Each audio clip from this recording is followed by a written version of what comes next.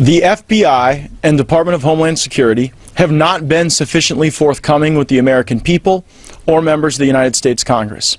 We learned today that in addition to the 2 successful attempts to breach our election infrastructure, there were additional unsuccessful attempts in additional Florida counties.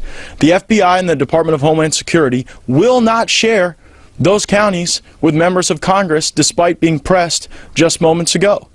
The reason the FBI will not share the identity of these counties or the identity of the 2 counties where breaches were more successful is because they maintain that county supervisor of elections offices are victims, and thus under the broad victim protocols that are open source information under the FBI, that we want victims to come forward and thus we will protect their identity.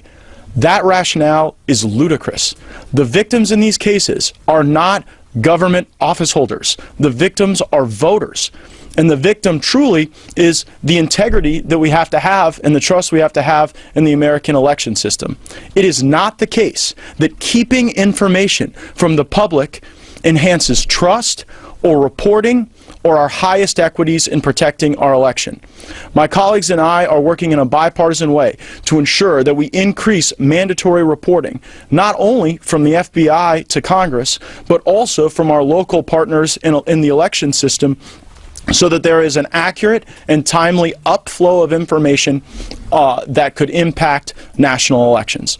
It's my hope that the FBI will reconsider the decisions that they've made, and it is also my hope that the Department of Homeland Security will not continue to maintain that involving the Department of Defense is unnecessary or unneeded. A foreign military attacked our election system, and at this time, our own military doesn't even know the location of those attacks. We have to do better, and it's my hope that upon reflection, the FBI and the Department of Homeland Security will reconsider their position on these issues.